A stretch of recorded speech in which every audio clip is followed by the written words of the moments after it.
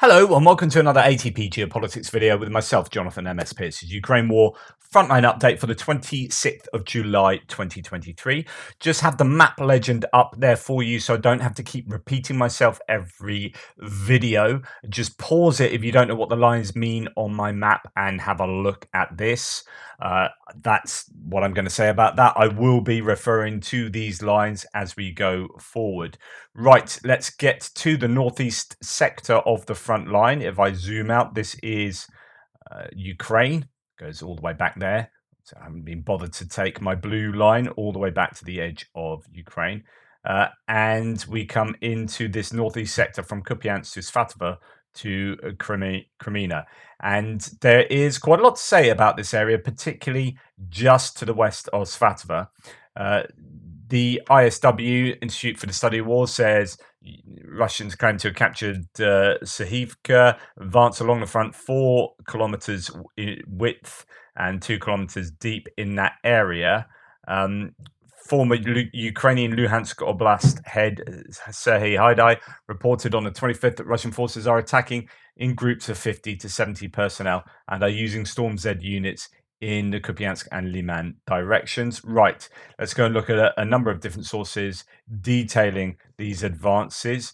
There's a lot of talk about what is taking place in this region. The development for no reports is as follows. So, no reports started off saying that Russian MID claimed that Russian forces had taken control of Adiivka, in the Luhansk region west of the Zherebets River. Small hamlet only consists of 20 residents and some small number of houses. That's downplaying what's happening. But then, as you can see, the difference between the two maps just in a matter of hours. Then in the Svatova axis, following the Russian MID, both Ukrainian and Russian sources agree that Russia has taken over the hamlets of Adiivka, Nadia, Novohayurivka, west of the Zherebets. Russia's goal is reaching Borova. Ukrainians are reportedly setting up new defenses east of Novosibirsk and Chernihiv. Okay, so let's put that onto my map. Is as we zoom in, not hearing anything about Kupiansk and the Sinkivka area up there. Just it's all about this area here to the west of Svatova. Now we have some significant gains. These lighter red are the gains on Andrew Perpetua's mapping, mainly in this northern area. He had this salient going here, and that's extended further to the north, including Adiivka and Nadia. Syriac maps is much more charitable to the Russians here, showing much greater gains all the way to the west between Novosibirsk and Adiivka. So the new Ukrainian defensive line is supposedly around here. You'll have a lot of grey area. There's been this really quick advance for the Russians as they are not up against minefields and trenches built into the landscape here. It's just marching through, taking fields really relatively easily. Borova is this place over here they're talking about, so they're a good quarter of the way onto that destination. As you can see, that's a lot of land that's now been taken. The original line, the counteroffensive line, 30th of May, had the Russians back here. They've taken all of this, just in a matter of days. Right, let's continue then. So this is Syriac maps, a pro-Russian map, is saying that the Russian army made significant advances west of Zherebets and retook Adiivka, Nadia, Novohayurivka, reaching the border with Kharkiv Oblast. So that is quite significant. We're now moving to Kharkiv Oblast here. That will be taking the whole of Luhansk. The question is, are they going to stop there to get this kind of Donbass, which is Luhansk and Donetsk Oblast together, to get this Donbass region, or will they take it further towards Borova, as was indicated? Clashes with the Ukrainian army are currently taking place at Tverodolibova, if I've got that correct. Anyway, that is the claim there from Syriac maps.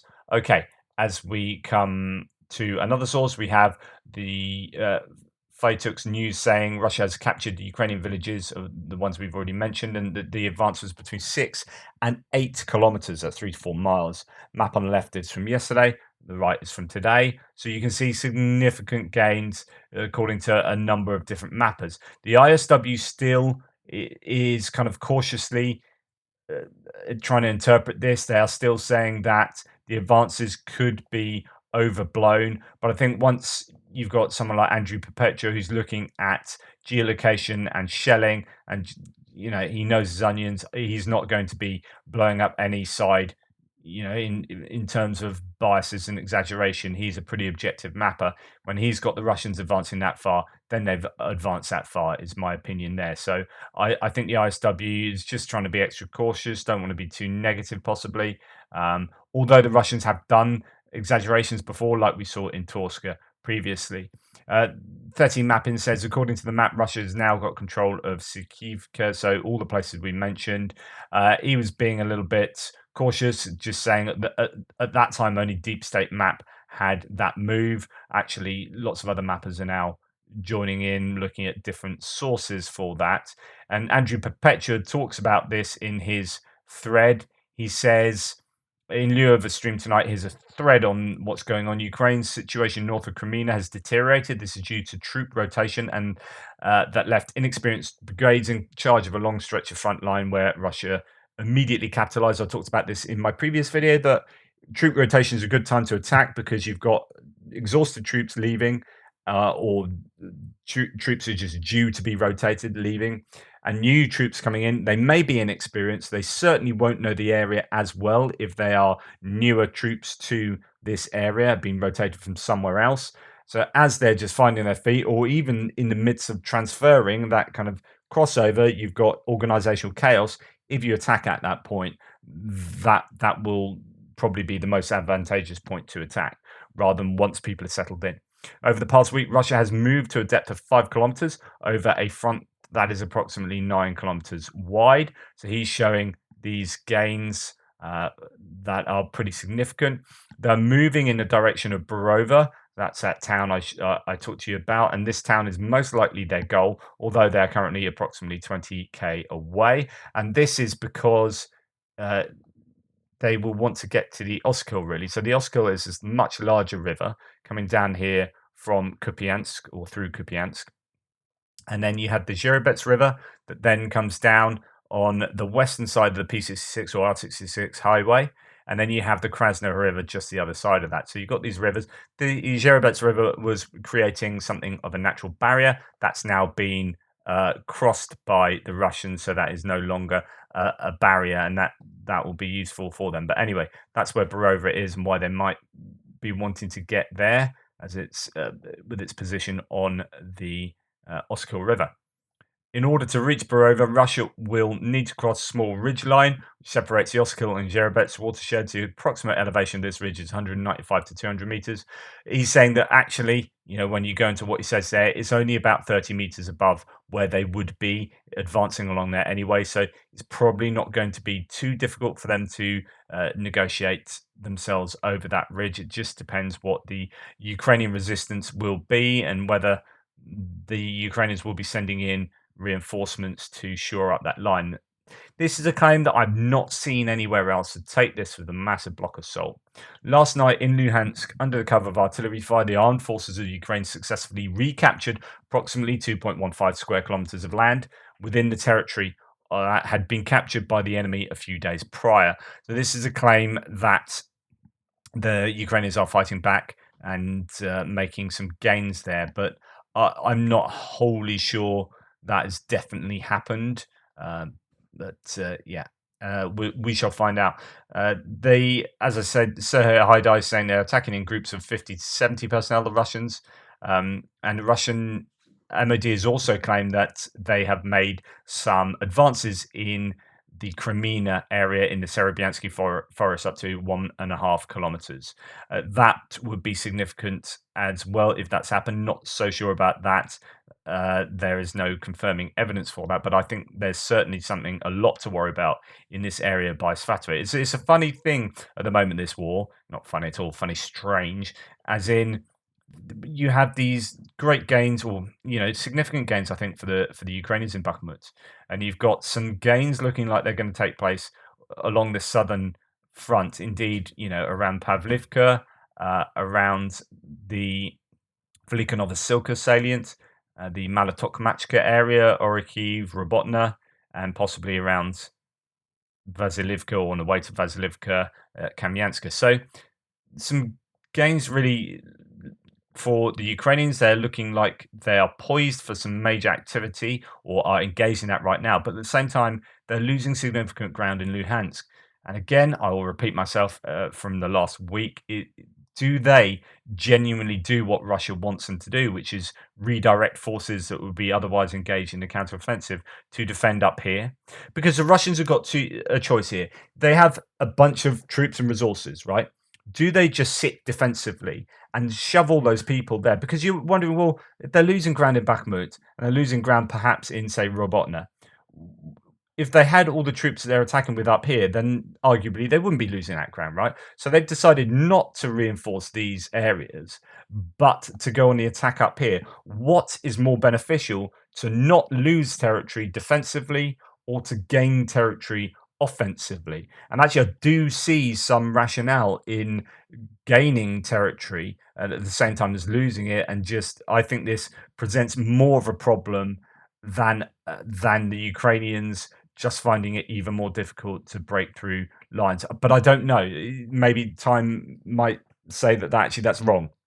That if there was a significant breakthrough at Robotno at the moment, and there are no reserves behind the lines there, and if Ukraine was suddenly able to take lots of territory, if that wasn't going to happen because these troops up in Luhansk were there, then that calculation is different. So I don't know. There's arguments both ways, right? Anyway, so the gains for the Russians up there, potential gains in Serebyansky Forest, but no confirmation of that. Then we come down to Bakhmut, where there is a lot of news coming out. Still no news in this northern area around Rozdalivka, though. That was potentially due to rotations going on there. So they won't continue to attack as they are getting rotations, new troops fitting in and finding out what's going on there before attacking. So it could be as a result of rotation. But yeah, Bakhmut. Okay, let's go there, and we'll go to a number of sources. So we have. Well, this is the command of the Russian armed forces are using meat defenses there. Apparently, there is a kilometer of the front in one place where it was dug out, and it was equipped for 30 people, but there were 150 Russian soldiers in that area. This is quite an interesting bit of footage, because you realize there are these command centers where lots of people are watching on, and actually they're sort of cheering and stuff, and there's a lot of emotion involved in this when they're watching a tank here going through the tree line and then flushing out a bunch of Russian troops. You can see them running away there. Let's make that a little bit bigger. Sorry. I don't really want to show this because I'll probably get restricted or something. But anyway, it was not too much to show other than Russian troops running away from a tank. So a single tank clears out a tree line, but all these guys are there. They're clapping and kind of there's a lot of emotion involved in this. Obviously, it's yeah. So there are some of the tactics that might be being used. Lots of troops. I don't know how well equipped they are. There are differing claims.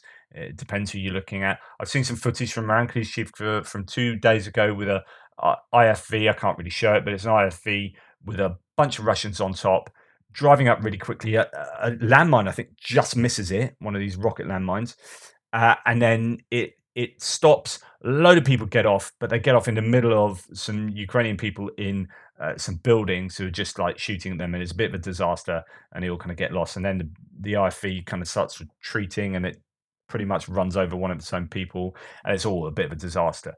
But yeah, so there's lots of footage coming out from fighting in around this area of Bakhmut. So just to let you know that we'll be concentrating mainly on the south. I'm not hearing too many claims about stuff going on in the north, other than bits of footage like this or a claim like this.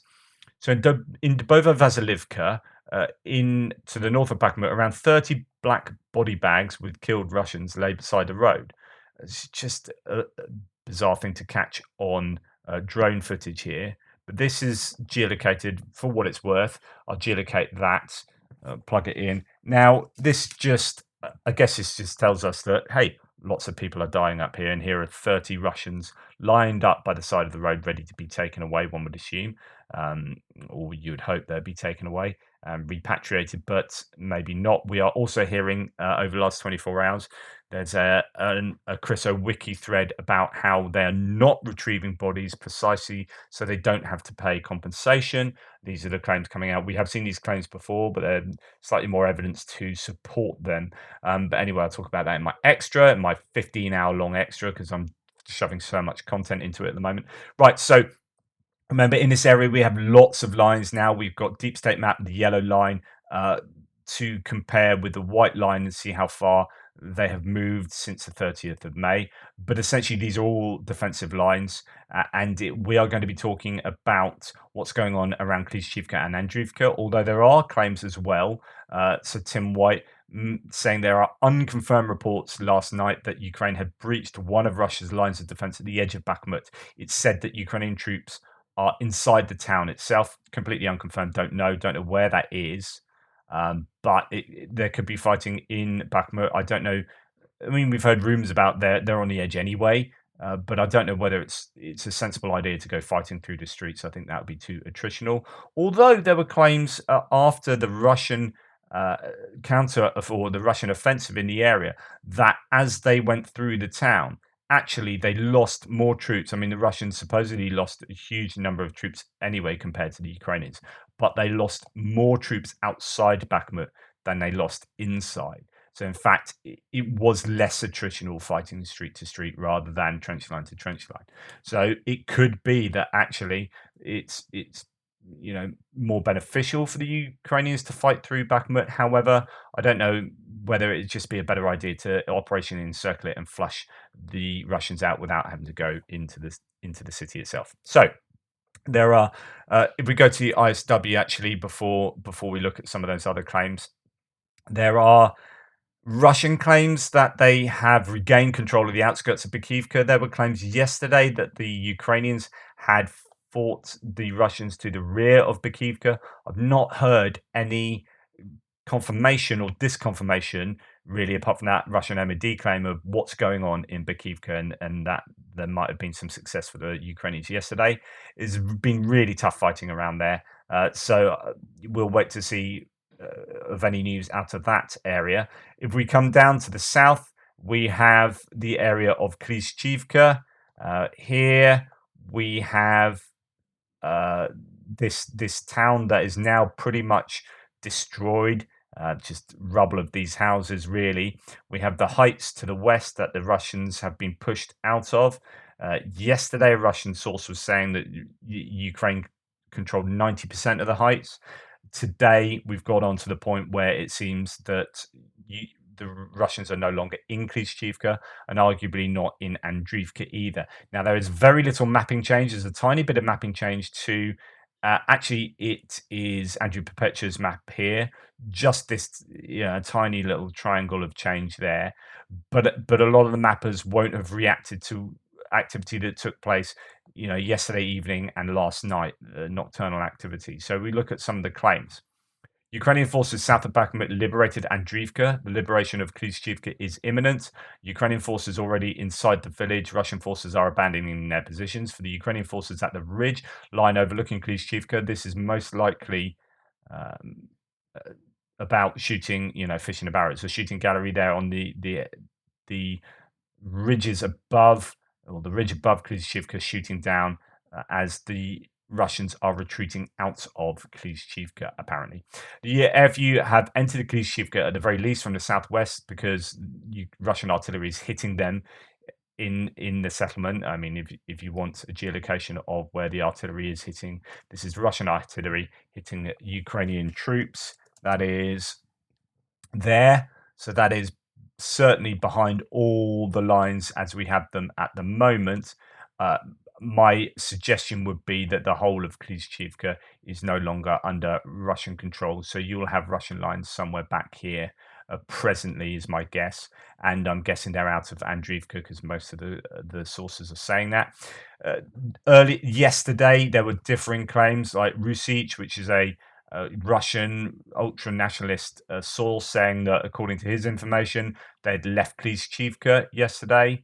and then Wargonzo saying no, the fighters had not agreed to leave. I'm trying to work out what that meant, whether they're disobeying orders or whether it's just a weird way of saying they didn't want to leave or haven't been given orders to leave or whatever.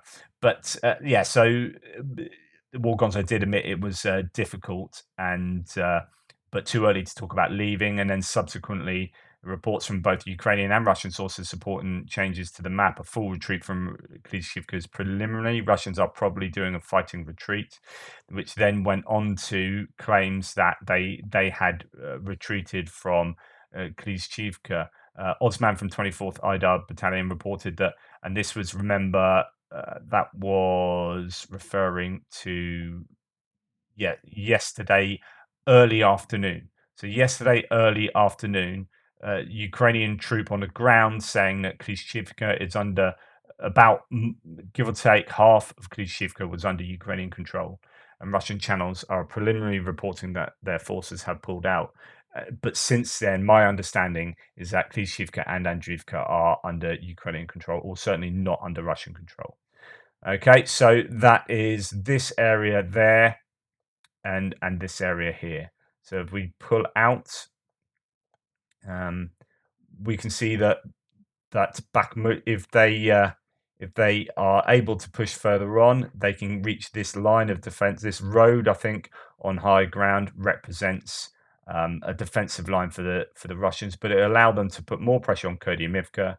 It allowed them to start thinking about a greater encirclement of Bakhmut and moving on to Opitny across here. So I think this is really important. That Klishchiivka falling will allow some serious movement for the Ukrainians, I think, going forward. You would imagine something like that they'll be fighting hard over these areas, or maybe that's a little bit unrealistic, something like that. And then it's all going to be about inching forward until I imagine they're going to start having something like this, an encirclement of Bakhmut. That's ideally where they're going to be, rather than fight through Bakhmut, as I said. But that will also require successes to take place at Zalizhnyansky. We heard yesterday that they might be in control of Zalizhnyansky. The Ukrainians, they are marching down this road somewhat, or inching down this road, and they are fighting heavily for these areas. But if they advance down the road and have success in Bakhivka, then the Russians would want to pull out of Dubovo-Vasilivka here. Okay, so I think it's quite a lot of success for the Ukrainians. They have their tails up, and they are looking at making continued success there. This is presently their area of greatest success on the front line, but Zaporizhia might change things. There could be some good news today, or we'll see. I mean, they're certainly putting in some serious mechanized equipment into some of the attacks there. If we come to Adiivka, further to the south, not a lot to report really from Adiivka. I don't even have a tab for it. So we'll move fairly quickly on. The ISW pretty much says usual activity going on there. Neither side's advanced. Pervomaisky, Adiivka, Krasnohorivka, Marinka, so on and so forth. So this is mainly to the south, Pervomaisky, and Krasnohorivka and Marinka to the south as well. So that is activity there. So we'll come out of Adiivka, come down past Marinka and Krasnohorivka, where there's perhaps Russians still moving on to the mine there and trying to take some land there. I was talking yesterday about how they had possibly advanced in the area just shy of the mine to try and build defenses there, but this is really open ground. It'd be a bit like another kind of shooting gallery for the Ukrainians, where they can just hammer the Russians with artillery. Now, there are some gains for the Ukrainians, as according to Andrew Perpetua, fairly significant around here, broadly from that white line really to the blue line. So that is to the southwest of Pavlivka in the Vuhledar area.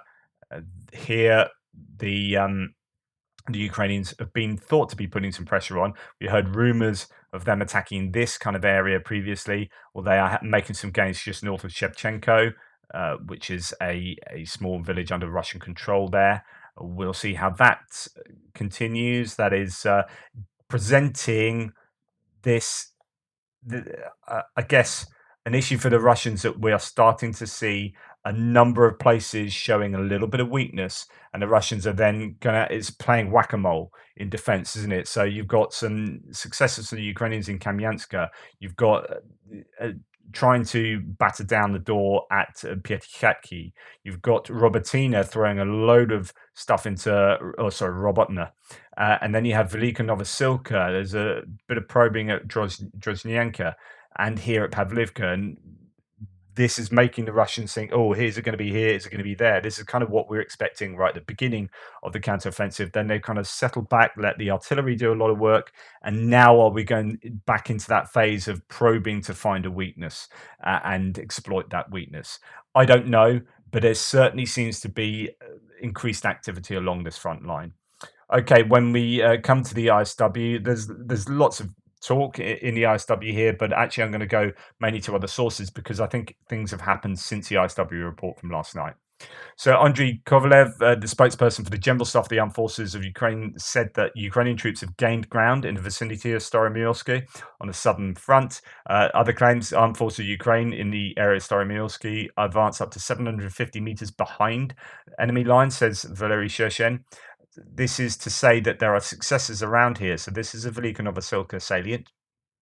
We have seen the Ukrainians make quite a bit of ground quite quickly and then stop for a long period of time as the Russians have been really dug in. In fact, they've counterattacked and taken some ground here. The Ukrainians have consolidated some gains north of this little salient there. The Ukrainians have consolidated their control. They're pressuring Priyutne quite heavily. I'm not quite sure what's going on with this area there, but there's definitely a lot of activity taking place in Staromyrsky and Uruzhany. Now, where Suryat Mats has been, this is a red line, has been really quick to change their mapping in the northern area where Russia are having their success. And I've said this previously. That's why I still, I use Suryat maps because I think when Russia are attacking, they represent what Russia are doing fairly well, right? But what they're not so good at is changing the lines when Russia aren't doing so well. They're very much a fair weather mapper for Russia, and that shows their kind of biases, in my opinion. So when Ukraine make those gains, Suryat maps don't often show it that quickly. And here we can see we know that the Ukrainians are here. There is so much evidence to suggest that they've lost equipment there. They're getting shelled by the Russians. They're in this northern part of Staromyrsky. So why Suryat Maps has Russian control, a couple of clicks north of there or click north of there, I don't know. It's just what I do know.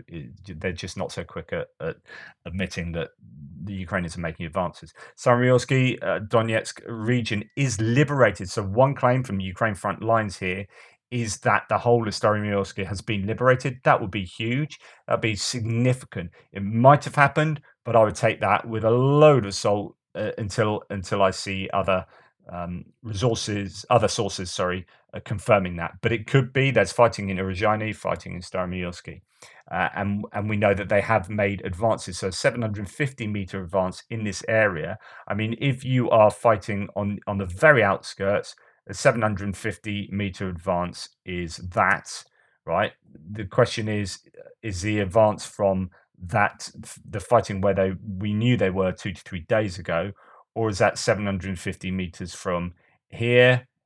In which case, you have pretty much liberated the whole of Staromyrsky. So that might be a realistic or plausible thing, or it could be outside of Staromyrsky where we've seen the advances. But either way, I think the Russians are under the cosh there, but the question will be at what cost to the Ukrainians as well, of course. Same with Priyutne. Right, as we move to the west, I don't think I have any other things to talk about in that area. No.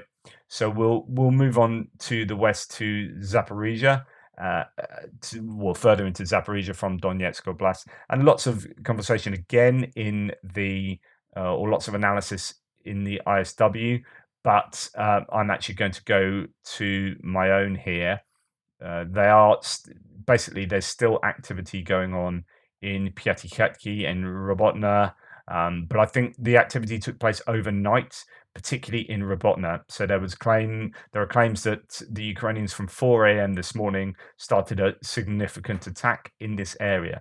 The acting Russian governor of Zaporizhia region said that the situation in the area of Robotna and Novodanilivka, so that is just to the north there, Novodanilivka there, just the general area. Some people call this the Malatok-Machka area. Some people call it Novodanilivka to Robotna and axis, whatever. And Novopokrovka has escalated. So that is over here where there's some activity. There's been a lot of activity taking place there over the last few weeks. Ukrainians have been trying to get through here. They've lost some equipment around the tree lines here where they're trying to attack. It could be that they have continued to attempt to break through there. The enemy had tried to break through the defense since 4 o'clock this morning, and then Russian channels are reporting that since this morning, Ukrainian forces have resumed large-scale attacks towards Robotna. Heavy equipment and lots of artillery are reported. In fact, Rebar, pro-Russian sources, reported that as a result of the attack on more than 80 armored vehicles, including tanks, infantry, fighting vehicles, armored personnel carriers, and armored combat vehicles, the enemy managed to penetrate in 3 areas. Now, fierce battles are going on in this area. Not unusually for Rebuy, in their Telegram post today, they've said that the Ukrainians have advanced in the Robotna area, but suffering severe losses, significant losses in doing so. I don't know whether that's at all accurate, because they almost always say that if they accept that Ukrainians have advanced anywhere, it's at huge losses to the Ukrainians. So, it may well be true, but what I would say that signifies is that Ukraine have made something of a breakthrough in the Robotna area. And we'll leave it at that as far as Rebar are concerned. So here we have some. I mentioned this morning in my news piece. There were three Bradleys here? No, two Bradleys and T-72. That was it. I thought it was a tank. So two Bradleys, quite significant because these Bradleys have really good armor on them. So these are fairly decent Bradleys. Now they have been abandoned. I think track coming off at least one of them, as in fairly easy repair if you can get them. The question is, are they retrievable by the Ukrainians? The other question is, where are they? So we have, if we see here in the Robotna area, Andrew Perpetua's mapping showing an increase here. Previously, the mapping was showing that the Ukrainians were around. Whoops, where that's gone. The Ukrainians were something like that. Okay, so they've taken that kind of area there, and that geolocation is here. So these are where the Bradleys are. Right. Okay. So that would fall in line with Andrew Perpetua's disconfirm Suryat maps lines here for Russian control. Just they might take some time to catch up. And there, yeah, that's the T-75 is just nearby in this location. We might as well plug that into as we're here. While I'm here, Doctor, can you look at this, and this as well? So yeah, all in that area. There's an example there of Ukrainian losses, but they're not huge. That's 3 abandoned vehicles that are likely recoverable and usable again. So it's certainly not what we saw at the beginning of June. However, interestingly, there are claims coming from the Russians that the Ukrainians are losing huge amounts of equipment. Sasha Kots claims Russian forces have destroyed 20 pieces of Ukrainian equipment today in the Robotna area. Pick 1 is supposed to be the proof, but as you can see in Pick 2, these are old losses from early June. In other words, just be really wary. Like if they are making claims of the Ukrainians losing lots of equipment, just say, yeah, I'm going to wait up on that, and I want to see some really good evidence because, hey, this looks like, look, here it is. Like 2 claims, that's from June, or one of those is from June, one of them's from now, trying to make claims that the Ukrainians are making extra losses. The video is newer. See new tracks and might be related to the column we have seen come through here 2 days ago. 4 wrecks are old, 1 might be old or new, 2 M2s are new, but I'm not sure of those damaged without seeing the video. So and the AEVs have not been recovered since. So here is someone saying actually a couple of the bits of kit there are new, even though some of them are old. So, you know, everything needs to be analyzed skeptically. The Russians will be trying to make claims like Rebar that the Ukrainians are making significant losses in the area. But yeah, the idea is that around here, around Robotna, the Ukrainians are perhaps making some serious gains, or at least they're putting in some serious amounts of equipment. And I talked earlier about punching through. If you can overwhelm your defenses with a lot of equipment, like 80 pieces of kit thrown at this one very small area, you are going to lose some to mines, you are going to lose some to ATGMs. But if you've had 6 weeks of degrading the Russian artillery capability in this area specifically for this reason, then you will give yourself the best chance of breaking through. And once you've broken through, you can go in behind the trenches from east to west, right? And trenches won't be able to defend against you if they're organized, longitudinally, and you are, just coming down them, or you're behind them.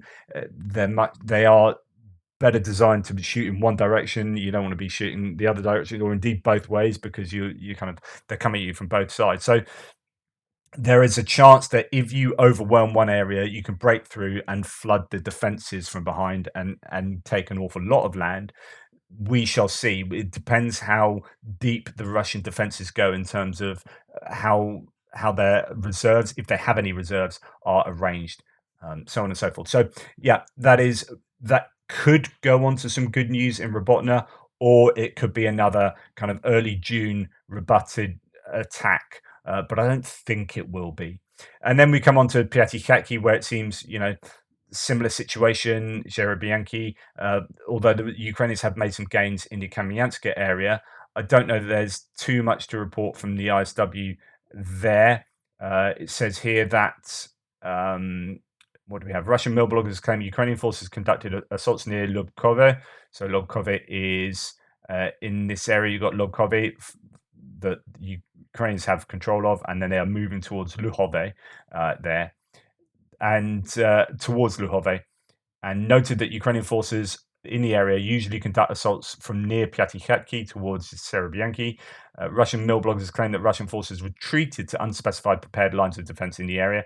Other Russian mill bloggers claim the Russian forces repelled Ukrainian attacks at Piatikhatki, and that Russian artillery units struck a small Ukrainian group with armored vehicles and tried to advance in the direction of Robotna. So, yeah, all the usual kind of claims, although that last one was Robotna. There might be other gains in this area. There's talk that there could be a weakness for the Russians around Kamyansky here. And then as we come out to Kherson, we have some gains here, but not at the Antonovsky Bridge, gains for the Russians.